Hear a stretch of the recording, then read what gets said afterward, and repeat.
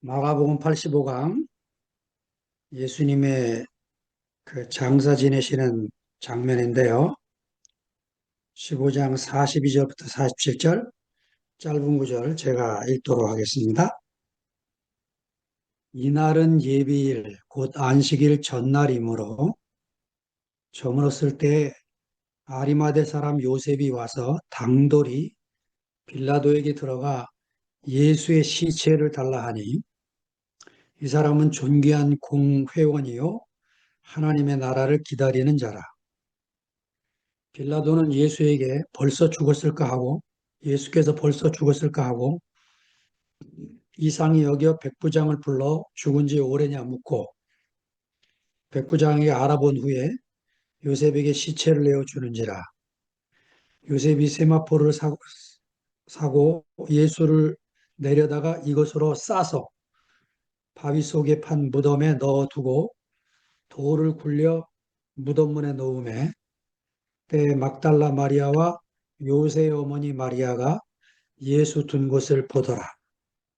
네, 짧은 구절인데, 그 예수님의 매장, 장사심에 대해서 기록이 되어 있습니다.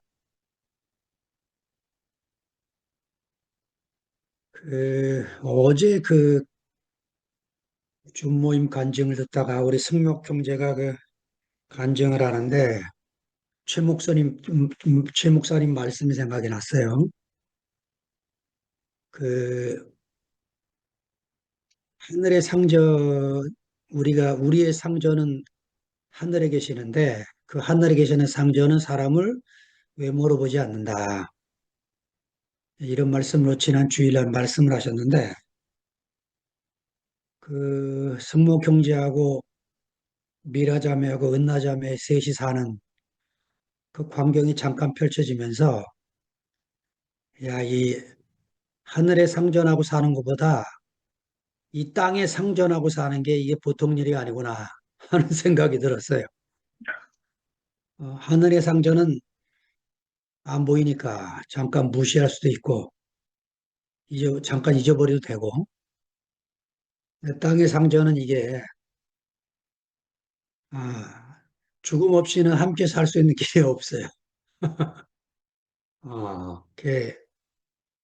하여튼 우리 근원이와 사는 세 사람의 표현들을 슬쩍슬쩍 지나가는 말로도 들을 때마다 제게 아주 주는 울림이 큽니다. 음. 자, 오늘은 42절 읽습니다. 이날은 예비일 곧 안식일 전날이므로 저물었을 때, 그, 이 역사적 예수에 대해서 유명한 대단한 학자가 이 크로산이라는 학자인데, 이 사람은 예수님의 시체를 이렇게 매장했을 리가 없고, 짐승의 밥으로 던졌을 것이다. 이래 주장하는 거죠. 성경이 이렇게 쓴 것은 초기 교회의 상징적인 장치일 뿐이다.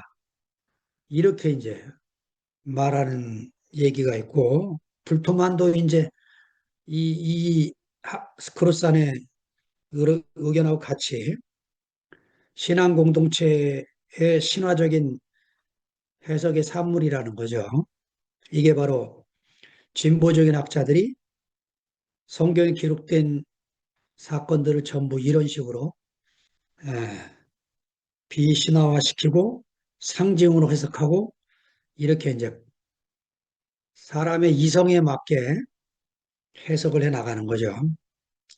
하지만 이제 또 보수적인 학자들도 있어요. 그 레이먼드 브라운이라는 학자든가 니콜라스 라이트 같은 이런 학자들은 이 예수님의 매장 그리고 빈 무덤 이게 왜 중요하냐? 그거는 부활 신앙의 매우 중요한 역사적인 사실이라는 거죠.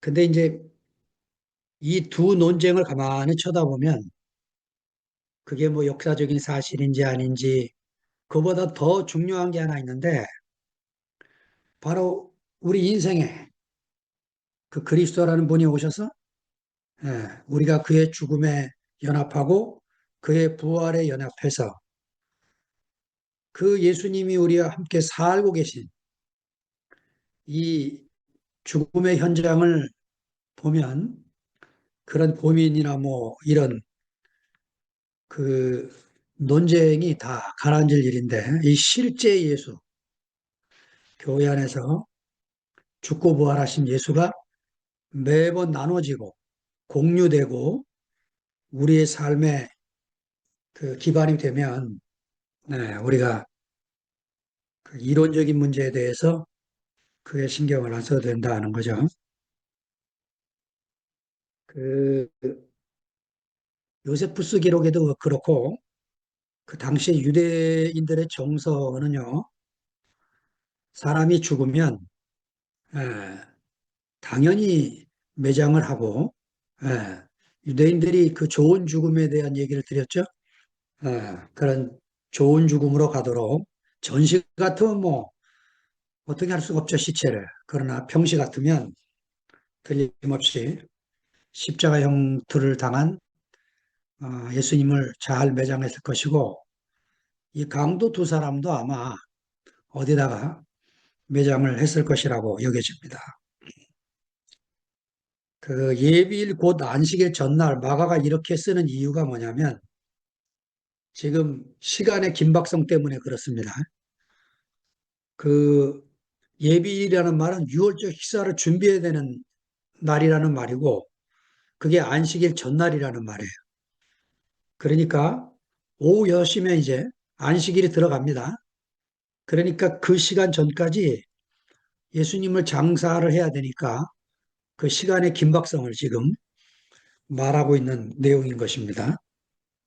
자, 이런 날이 저물어 갈 때 43절에 보니까 아리마대 사람 요셉이 와서 강돌이 빌라도에게 들어가 예수의 시체를 달라 하니까 이 사람은 존귀한 공회원이요 하나님 나라를 기다리는 사람이었다. 여기 15장 마지막에 와서 요셉이라는 사람이 등장합니다. 예, 신기한 거는 이 아리마대 사람 요셉이 사복음서에 다 나와요. 왜 이렇게 중요한 사람인가? 이 중요한 사람이 왜 이 마지막에 등장하는가? 가만히 그 내용을 보니까 마태는 이 요셉이라는 사람이 예수의 제자이면서 부자다. 이렇게 기록을 하고 누가는 이 요셉이라는 사람이 선하고 의로운 사람이기 때문에 예수의 사형 판결에 가담하지 않았다. 또 요한은 틀림없이 예수의 제자는 맞는데 두려워서 거기 그 개혁성경에 아주 어려운 말을 썼는데 은휘하다 이렇게 썼어요. 숨었다는 말이죠. 그 두려워서 예수의 제자라는 신분을 밝히지 않았다. 이렇게 기록을 합니다. 그 13절에 아주 그 눈에 띄는 단어가 당돌희라는 단어예요. 당돌희. 돌마오 히라버로. 이 단어 하나 속에 이 아리마대 사람 요셉이 예수님이 십자가로 끌려가는 그 순간부터 얼마나 고민을 많이 했을까 하는 생각이 드는 거죠. 왜냐? 이 사람이 지금 익명의 제자로 살았던 거예요. 자기 신분을 밝히지 않고 공회당 그 회원이니까 그런 사회적 지위가 있는 이런 사람이 자신의 신분을 밝혀서 좋을 게 없으니까 늘 감추고 살았는데 예수님이 십자가에 달려 고통하는 광경을 보면서 이게 뭔가를 지금 자기가 처리하면 안 되는, 뭔가 조치를 취하지 않으면 안 되는 그런 긴박한 시간이 다가오고 있는 걸 느꼈겠죠. 예, 얼마나 많은 시간을 고민했을까요? 예. 그러다가 이제 예수님이 운명하셨다. 이 소리를 듣고 나니까 더 이상은 지체할 시간이 없는 거죠. 예. 그래서 빌라도에 가서 당돌하게 예수의 이체를 저에게 주십시오. 이렇게 부탁을 하고 있는 거죠. 자, 근데 이 요셉을 뭐라고 소개하고 있냐면 마가가 공의원이면서 하나님의 나라를 기다리는 자다. 이렇게 표현을 하고 있어요. 예. 유대 땅에서 하나님의 나라를 기다리는 사람이 얼마나 많았겠습니까? 예. 그리고 또 지금도 현재로 이 땅에서 자기가 크리스찬인 신분은 감추고 살지만 하나님의 나라를 기다리는 사람이 얼마나 많습니까? 예. 이 익명의 그리스도인 칼 라노가 했던 이 말은 물론 뭐 우리 개념의 그런 익명의 크리스찬이 아닙니다. 그러니까 이렇게 표현했어요. 하나님의 은총에 무의식적으로 응답하는 사람들. 예, 의식적으로가 아니고 무의식적으로. 그러니까 예수 그리스도는 잘 모르지만 양심에 따라 진실하게 살려고 노력하는 사람들. 이 사람들은 본질적으로 그리스도인들이다. 이렇게 말을 해서 타종교와의 대화를 열어놓은 사람입니다. 칼라르 나라 신학자가, 캐톨릭 신학자죠. 물론 뭐 교회 안에서도 음, 그 반대하는 사람들이 나오고 또 타종교에서도 반대하는 사람들이 양쪽에서 이제 반대파들을 만났지만 아무튼 이런 용어들이 계속 표현되면서 우리로 하여금 고정관념에 사로잡히기 쉬운 우리들로 하여금 그 관념을 벗어나게 하는데 도움을 주는 그런 내용들인 거죠. 오늘 아침 먹는데 우리 아들이 묻는 게 아빠는 남자, 여자는 뭐라 그러지? 레즈비언. 남자는 게이라고 그러잖아, 게이. 게이가 주변에 있으면 아빠는 어떻게 반응을 하게 되느냐? 이렇게 묻는데 제가 대답을 이렇게 했어요.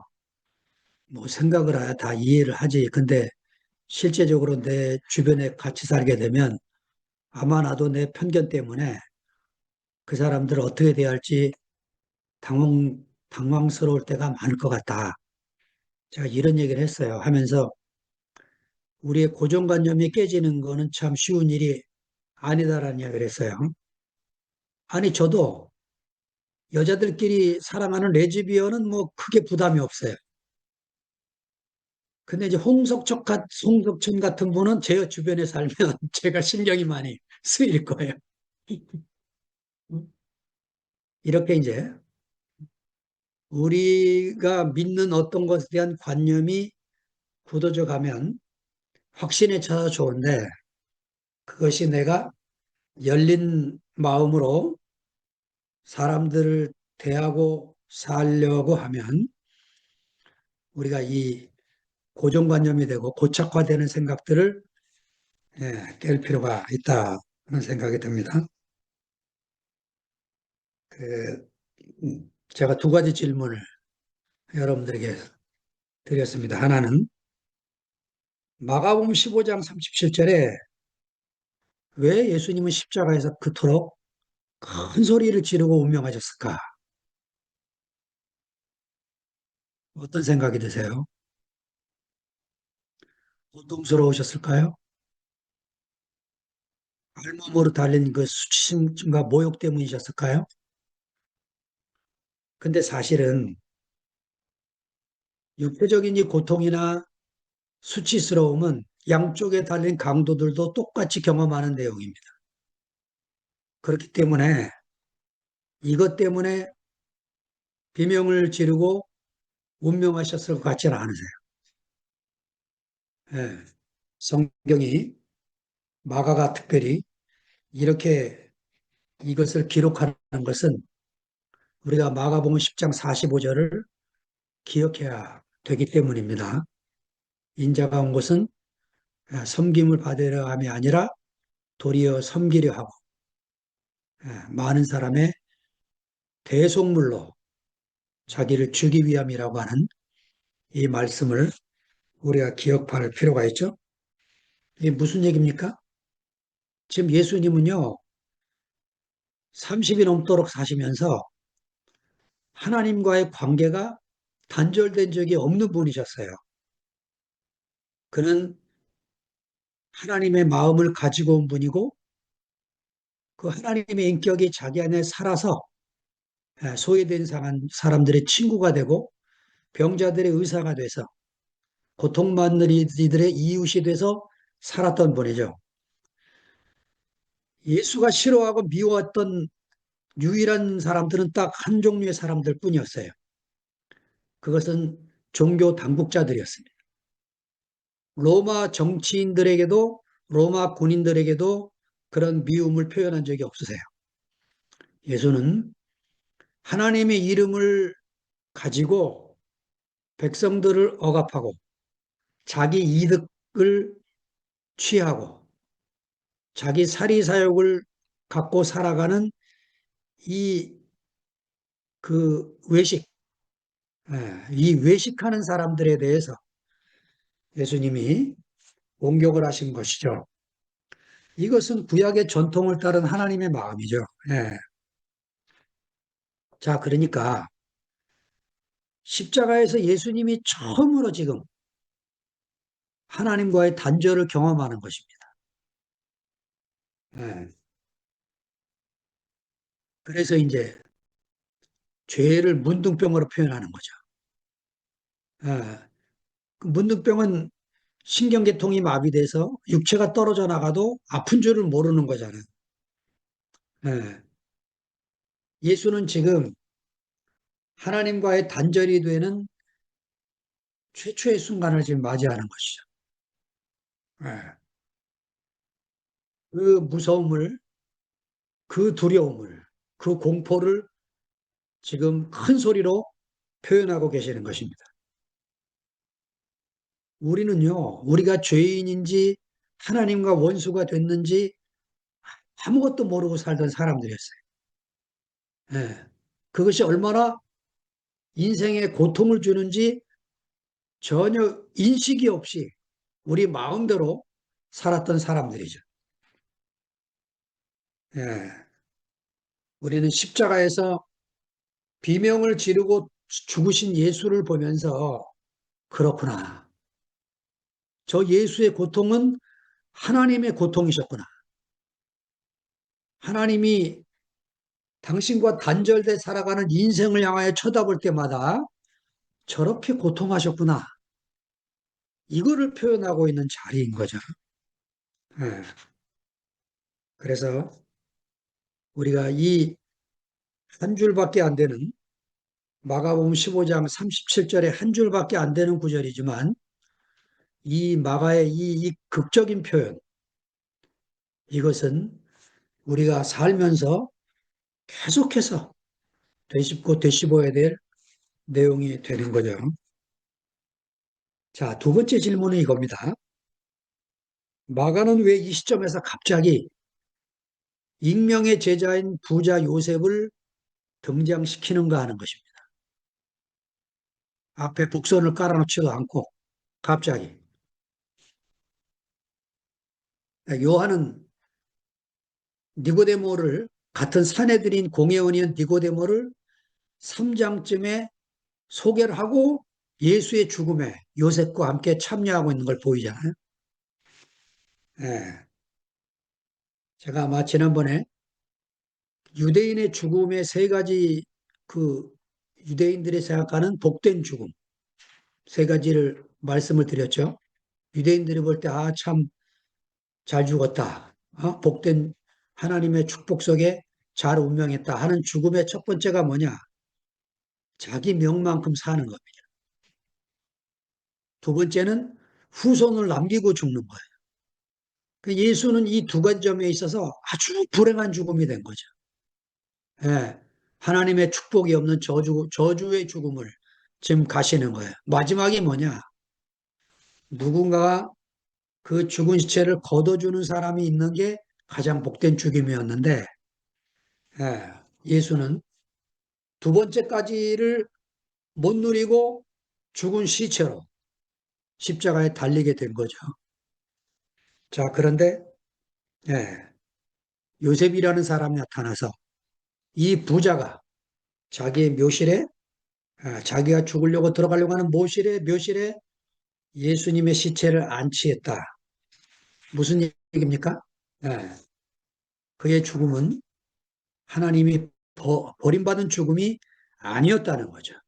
하나님이 거두신 죽음이었다. 이 얘기를 하고 있는 거죠. 자, 44절, 45절을 봅니다. 빌라도는 예수께서 벌써 죽었을까 하고 이상히 여겨 백부장을 불러 죽은 지 오래냐 묻고 백부장에게 알아본 후에 요셉에게 시체를 내어주는지라. 빌라도가 이상히 여긴 건 당연하죠. 왜냐하면 일반적인 죄수들을 십자가에 처형하기 위해서 달아놓으면 기본 2, 3일은 가고 건장한 사람들은 일주일도 가고 오래 가는 거죠. 예. 그래서 십자가 형틀은 죽을 때까지 고통을 다 겪고 가는 아주 잔인한 형벌이었던 거죠. 근데 그렇게 빨리 예수가 죽었단 말이야? 하고 놀래서 백부장에게 확인을 시키고 있는 겁니다. 여러분이 알고 있는 유명한 화가 중에 근육질이고 아주 건강한 예수, 예, 건강하고 근육질인 예수님을 그린 화가가 있으세요. 누구냐면 미켈란젤로입니다. 미켈란젤로 화가는 로마 그 바티칸 성당의 그 시스티나 성당에다가 예수님의 그 형상을 그렸는데 최고의 심판이라는 제목으로 예수님을 그렸는데 예, 근육질의 남자가 위험한 모습으로 예, 있는 광경을 지금 그려놓습니다. 그 물론 그 십자가 예수님하고 다른 모습이겠죠. 심판하시는 주님은 어린 양 예수의 모습은 아니겠죠. 그래서 상상력을 동원해서 미켈란젤로가 그런 그림을 최후의 심판을 그린 거죠. 자, 46절을 봅니다. 요셉이 세마포를 싸고 예수를 내려다가 이것으로 싸서 바위 속에 판 무덤에 넣어두고 돌을 굴려 무덤문에 넣으매. 이 바위 속에 판 무덤, 우리나라는 분봉 무덤인데 유대인들의 무덤은요 돌을 팝니다. 파서 그 돌 굴 속에 시체를 안치시키고 뚜껑을 둥그런 뚜껑으로 문을 막는 것으로 되어 있는 거죠. 자, 근데요, 이 무덤을 또 이렇게 표현해요. 마태는 요셉이 자기가 묻히려고 하는 새 무덤에 안치했다. 이렇게 말하고, 누가는 아직 사람을 장사한 일이 없는 바위를 판 무덤에 예수님을 안치했다. 이렇게 기록을 하는 거예요. 네. 어떤 의도인지 이제 감이 잡히시죠? 네. 예수님의 그 죽으심은 비록 시체지만 예수님은 그렇게 까마귀 밥이 되도록 그렇게 어느 그 하데스 구덩이에 던질 그런 분이 아니고, 예, 하나님이 그의 죽음을 거두셔서 그 하나님의 경륜 안에서 쓰실 그런 존재였음을 표현하려고 하는 거죠. 예, 우리는 생각하기를 죽으면 끝이라는 생각이 있어요. 육신이 끝나니까 다 끝이다. 이런 생각이 있는 거죠. 그러나 우리가 이제 예수의 죽으심과 부활을 알게 되면서 죽으면 끝이 아닌 걸 알게 됐어요. 여러분, 죽으면 죽은 뒤의 삶이 또 있습니다. 그가 살았던 삶이 사람들 속에 각인돼서 예, 아름다운 사람은 아름다운 대로 아주 악명이 높은 사람은 악명이 높은 대로 그의 이름이 사람들 속에 회자되어진다는 거죠. 그래서 우리가 예수의 부활 생명이 우리 안에 오면 세상은 우리를 몰라도 교회 안에 형제들 안에서 우리가 살게 되는 그 생명을 우리가 얘기하게 된 거죠. 예, 그 우리보다 먼저 간 형제들, 예, 저기 박기민 형제나 상구 형제나 또 수많은 자매님들, 그들이 또 정관이나 이런 우리에게 그 아름다운 형상을 남기고 간 이런 형제들, 예, 이런 죽음은 우리 하나님이 잘 거두어서 교회 안에서 계속 사용하시는 것이죠. 그 마가의 기록의 특징이 뭐냐면 무슨 기록을 할 때 군더더기 없이 그냥 우리 표현을 하면 날 것 그대로 표현하는 모습을 봐요. 그 요셉도 존귀한 공회원이라 이렇게 표현했는데 이 존귀하다는 말도 헬라어로 유스케몬인데요. 유스케몬이 로마서 13장 13절에 보면 이렇게 표현되어 있어요.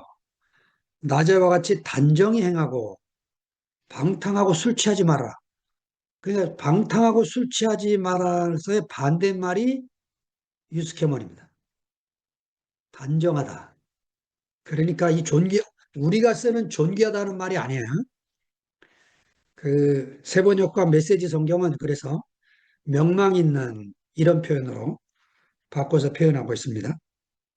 음, 그래서 최초의 복음서인 마가복음을 우리가 더욱 신뢰할 만한 복음으로 그렇게 여겨지게 되는 거죠. 역사적인 예수를 조금이라도 친근히 느끼려면 마가복음을 우리가 읽어오게 된 거죠.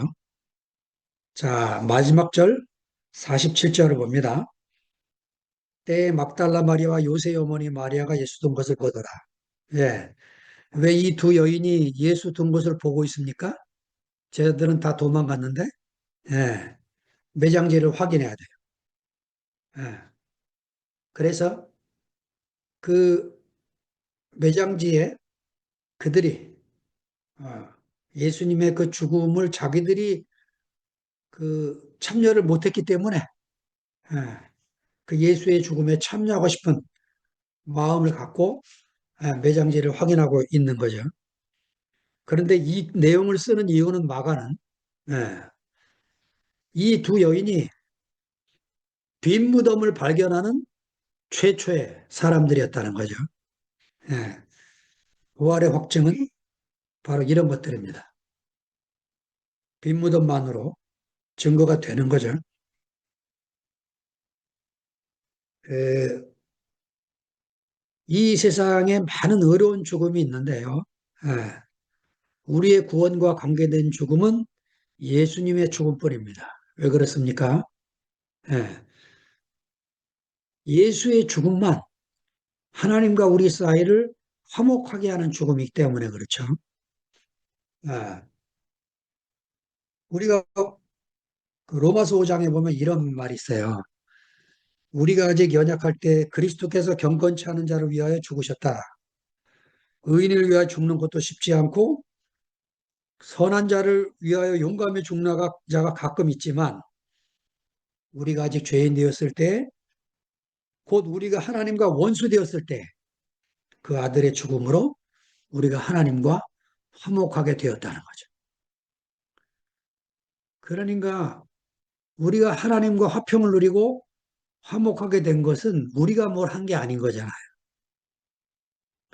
그래서 예수의 죽음이 우리에게 소중한 것이죠.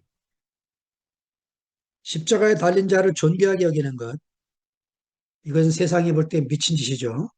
나무에 달린 저주받은 자를 나의 주님이라고 고백하기를 부끄러워하지 않는 사람들, 이 사람들을 교회, 에클레시아로 부른 거죠. 예수의 죽음의 길을 따라 같은 운명의 길을 간 수많은 무명의 그리스도인들, 우리는 성경에 있는 몇 사람들과 역사에 있는 몇 명 사람밖에 모르지만, 예, 우리나라 조선 땅에 복음을 전하다 죽은 수많은 선교사들, 가톨릭 신부들, 예, 이, 이 사람들의 그 생명, 그 부활의 생명이 세계를 정복했던 로마, 그 팍스 로마나를 다시 그리스도의 생명으로 정복을 한 거죠. 예, 그래서 하나님의 나라는 숫자에 있지 않고 질에 있습니다. 관계의 질, 관계의 질에 있습니다. 아마 우리처럼 이렇게 매일 몇 시간 이렇게 줌으로 모여서 교제하는 교회도 아마 드물 거예요. 드물 거예요. 왜 우리는 이렇게 살게 되는가? 예, 형제가 너무 소중한 사람들이기 때문에. 예, 십자가에 달린 예수를 자기의 주님으로 고백한 형제, 이 형제를 세상의 어떤 사람보다 존귀하게 여기기 때문에 예, 그런 사람들로 인해서 하나님의 나라는 더 견고해져 가는 거죠. 예, 그래서 우리 앞에 한 번을 보여주신 주님을 따라 살다 형제들 위해 다시 첨노해져서 아름답게 살다간 앞서간 형제들의 뒤를 저도 그리고 여러분도 따르기를 원하게 되는 거죠. 고린도서 5장 21절 하나님께서 죄를 모르시는 분에게 우리 대신으로 죄를 씌우셨습니다. 그것은 우리가 그리스도 안에서 하나님의 의가 되게 하려는 것입니다. 제가 찬송은 잘 못 부르는데 우리 찬송가요. 요한 세바스찬 바흐가 아주 아름다운 가사로 노래를 지어 준 노래가 있습니다. 제가 1절과 3절만 부르고 마치겠습니다. 오 거룩하신 주님 그 상하신 머리 졸업과 욕에 쌓여 가시관 쓰셨네 아침에처럼 밝던 주님의 고통과 치욕으로 창백해지셨네.